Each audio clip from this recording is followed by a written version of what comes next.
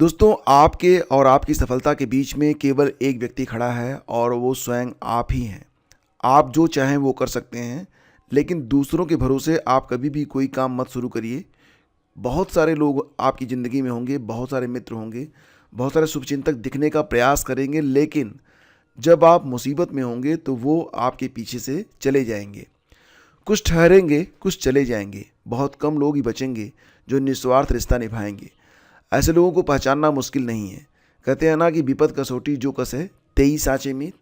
तो बिल्कुल अपने जीवन में ऐसे लोगों को महत्व दीजिए जो आपके लिए वाकई खड़े हैं, और ऐसे लोगों को तो बिल्कुल दूर कर दीजिए जो कि केवल मतलब के यार हैं, क्योंकि वो सिर्फ आपका समय और आपका पैसा ही बर्बाद करेंगे। देखो फ्रेंड्स, आज की तारीख है 9 दिसंबर। आइए स्टार्ट करते हैं आज के दैनिक रोजगार समाचार। सबसे पहले आपको एक बात बताना चाहूँगा कि इलाहाबाद हाई कोर्ट की जो परीक्षाएं हैं जो कि 4-5 जनवरी को होनी है, साथ ही साथ यूपी ट्रिपल एससी ऑडिटर की परीक्षा भी 5 जनवरी को होने जा रही है। तो ये जो दोनों परीक्षाएं हैं, दोनों की डेट्स आपस में टकरा रही हैं। बहुत सारे अभ्यर्थी होंगे जो कि इलाहाबाद हाई कोर्ट के लिए भी आवेदन किए होंगे और यूपी ट्रिपल एससी ऑडिटर में भी आवेदन किए होंगे। हालांकि जो ऑडिटर यहाँ पर पद है, इसमें सीटों की संख्या अच्छी खासी है। कुल मिला के 530 पद हैं ऑडिटर के लिए। और अगर देखा जाए तो इलाहाबाद हाई कोर्ट की तुलना में ये पद ज़्यादा अच्छे भी हैं।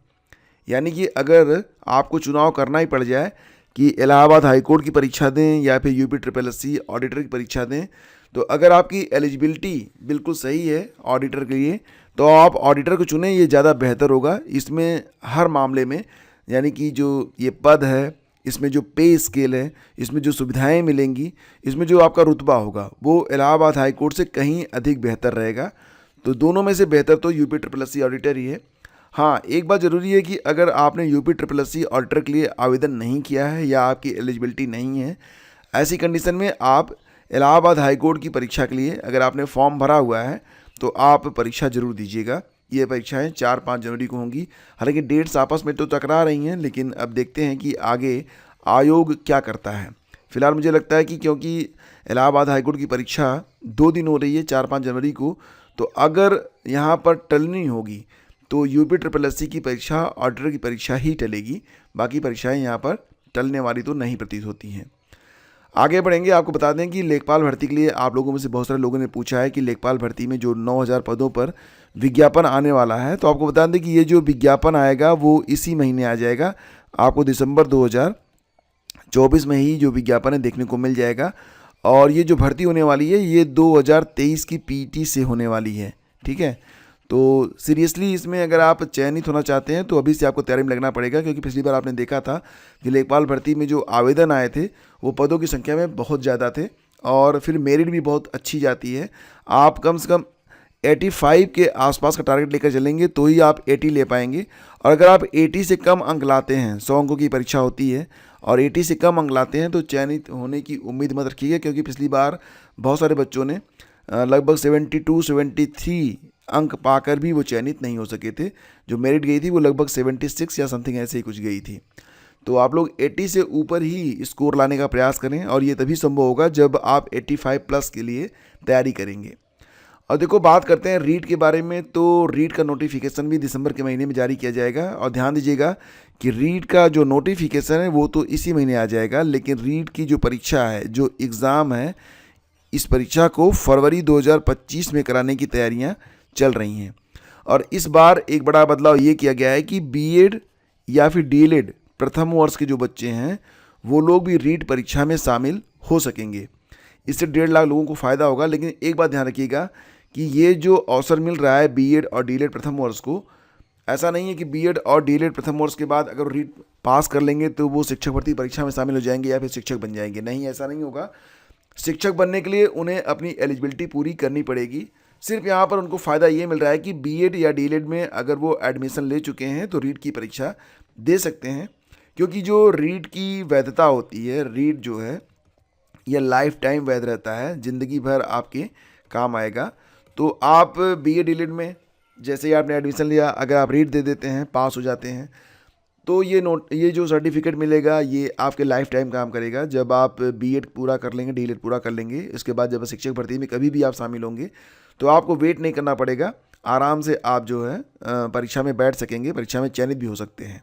दूसरी बात ये कि अगर रीट में पहली बार में आप पास नहीं हो पाते हैं तो कम से कम एक अनुभव आपको मिलेगा, मतलब आपको जो ना यहाँ पर अपनी प्रतिभा सुधारने का अवसर भी मिल रहा है और जीवन में आगे बढ़ने का भी। तो ये एक बड़ा बदलाव होगा और इसी के साथ दिसंबर के महीने में ये नोटिफिकेशन जारी किया जाएगा।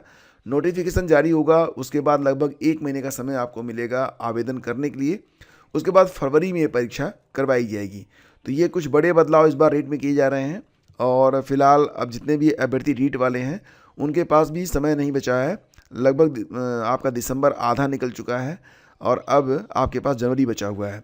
तो बिल्कुल आप लोग तैयार रहें और जो BA DLED में एडमिशन ले चुके हैं वो लोग भी रेडी हो जाएं। अब सभी के लिए यह एक स्वर्णिम अवसर हो सकता है। आगे बढ़ते हैं और यहाँ पर बात करेंगे पहले चरण में 5 लाख से ज़्यादा OBC छात्रों को मिलेगा वजीफ़ा। तो जैसा कि आप लोग जानते हैं कि उत्तर प्रदेश ने जो यहाँ पर छात्रवृत्ति और शुल्क वापसी का जो प्रावधान किया है उसमें 3 दिसंबर को कक्षा 9-10 के लगभग 2.5 लाख छात्रों का भुगतान हो चुका है। बाकी कक्षा 11-12 के जो अभ्यर्थी हैं उनको जो भुगतान होगा वो इसी महीने में कर दिया जाएगा। प्रदेश सरकार हर साल लगभग 25 लाख से ज़्यादा विद्यार्थियों की छात्रवृत्ति के साथ शुल्क की भरपाई करती है। पिछली बार यह भुगतान मार्च माह में किया गया था, लेकिन चालू सत्र में पहले चरण का भुगतान दिसंबर में करने का फैसला किया गया है।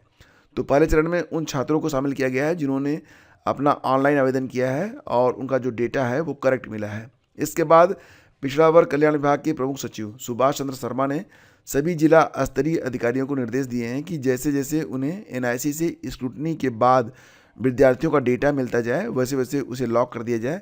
शर्मा ने यह भी बताया कि पहले चरण में हम 5 से 6 लाख विद्यार्थियों को भुगतान करने की स्थिति में होंगे।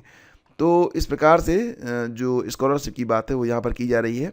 और फ्रेंड, जैसा कि आप लोग जानते हैं कि अब ये दिसंबर का महीना चल रहा है, BPSC वालों के लिए तो समय बहुत कम बचा है। उनकी परीक्षाएं अब बिल्कुल निकट हैं और अब उनका रिवीजन का समय है। लेकिन RO और UP PCS के जो बच्चे हैं अगर वो चाहें तो अभी भी करंट अफेयर का एक कम से कम 1-2 वन शॉट तो ले ही सकते हैं। और इसके लिए आपको यहाँ पर करंट अफेयर का लास्ट 11 मंथ यानी कि जनवरी से लेकर नवंबर तक की संपूर्ण करंट अफेयर आपको यहाँ पर प्रोवाइड की जा रही है।